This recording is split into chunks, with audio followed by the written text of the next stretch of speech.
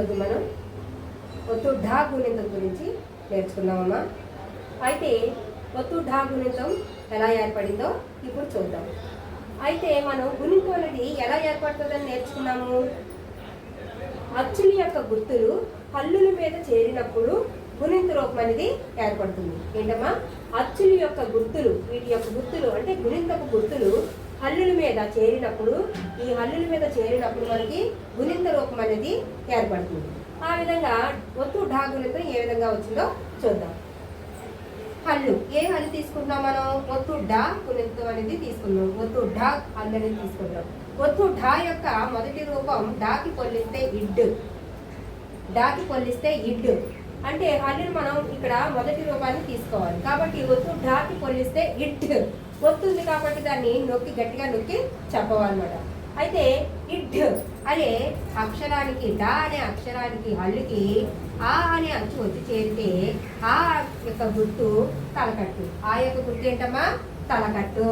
అంటే డాకి తలకట్టిస్తే ఢా, ఢాకి తలకట్టిస్తే ఢా అవుతుంది. Next ఢా, ఢాకి పొల్లిస్తే it.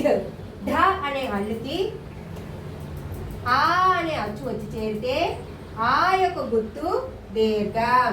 ఆ యొక్క గుర్తు ఏంటమ్మా? దీర్ఘం. అంటే ఢాకి దీర్ఘం ఇస్తే ఢా అవుతుంది. ఢాకి దీర్ఘం ఇస్తే ఢా అవుతుంది. నెక్స్ట్ డాకి పొల్లిస్తే ఇడ్. డా అనే హల్లుకి ఈ అనే అచ్చు వచ్చి చేరితే ఈ యొక్క గుర్తు గుడి. ఈ యొక్క గుర్తు ఏంటమ్మా? గుడి. అంటే ఢాకి గుడిస్తే ఢీ అవుతుంది. ఢాకి గుడిస్తే ఢీ అవుతుంది. నెక్స్ట్ ఢాకి పొల్లిస్తే ఇడ్. డా అనే హల్లుకి ఈ అనే అచ్చు వచ్చి చేరితే ఈ యొక్క గుర్తు గుడి దీర్ఘం. ఈ యొక్క గుర్తు ఏంటమ్మా? గుడి దీర్ఘం. అంటే ఢాకి గుడి దీర్ఘం ఇస్తే ఢీ అవుతుంది. ఢాకి గుడి దీర్ఘం ఇస్తే ఢీ అవుతుంది. నెక్స్ట్ ఢాకి పొల్లిస్తే ఇడ్. డా అనే హల్లుకి ఊ అనే అచ్చు వచ్చి చేరితే ఊ యొక్క గుర్తు కొమ్ము. ఊ యొక్క గుర్తు ఏంటమ్మా? కొమ్ము. అంటే ఢాకి కొమ్మిస్తే ధు అవుతుంది. ఢాకి కొమ్మిస్తే ఢు. ఢాకి పొల్లిస్తే డ్. డా అనే హల్లుకి ఊ అనే అచ్చు వచ్చి చేరితే ఊ యొక్క గుర్తు కొమ్ము దీర్ఘం. ఊ యొక్క గుర్తు ఏంటమ్మా? కొమ్ము దీర్ఘం. అంటే ఢాకి కొమ్ము దీర్ఘం ఇస్తే ఢూ అవుతుంది. ఢాకి కొమ్ము దీర్ఘం ఇస్తే ఢూ అవుతుంది. ఢాకి పొల్లిస్తే ఇడ్. డాకి పొల్లిస్తే ఇడ్. ఢా అనే హల్లుకి అరు అనే అచ్చు వచ్చి చేరితే అరు యొక్క గుర్తు రుత్వం. అరు యొక్క గుర్తు రుత్వం. అంటే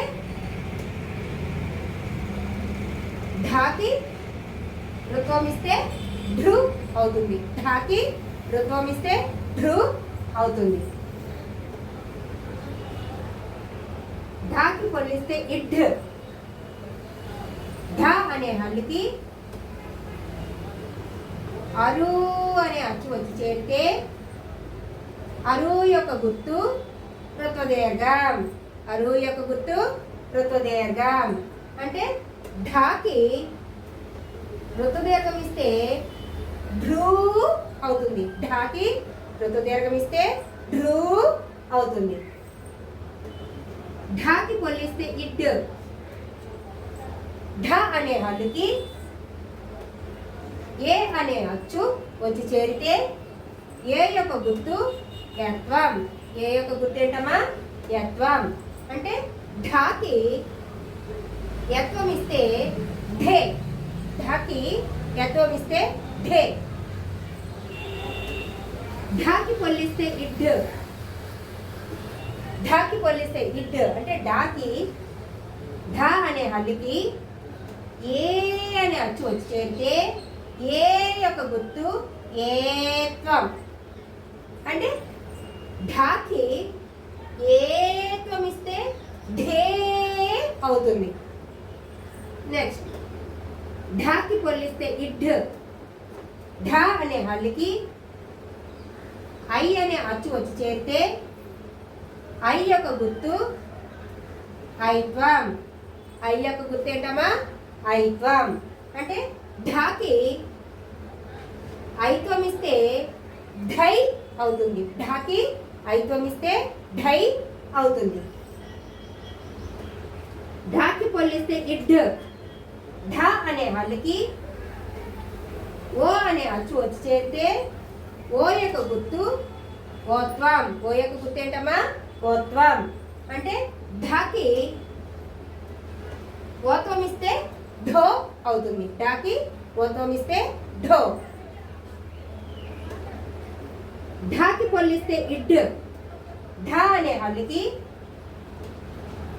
ఓ అనే అచ్చు వచ్చి చేరితే ఓ యొక్క గుర్తు ఓత్వం.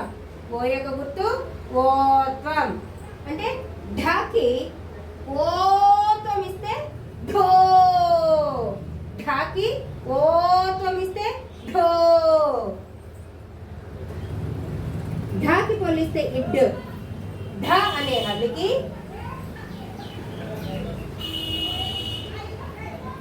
ఔ అనే అచ్చు వచ్చి చేరితే అవు యొక్క గుర్తు ఔత్వం. అవు యొక్క గుర్తు ఏంటమ్మా? ఔత్వం. ఔత్వం ఇస్తే ధౌ అవుతుంది. ఢాకి ఔత్వం ఇస్తే ఢౌ అవుతుంది. ఇడ్ ఢాకి పోలిస్తే ఇడ్ ఢా అనే హల్లుకి అమ్మనే అచ్చు వచ్చి చేరితే అమ్ యొక్క గుర్తు సున్నా. అమ్ యొక్క గుర్తు సున్నా. ఏమవుతుంది? ఢాకి సున్నా పడితే ఢమ్ అవుతుంది.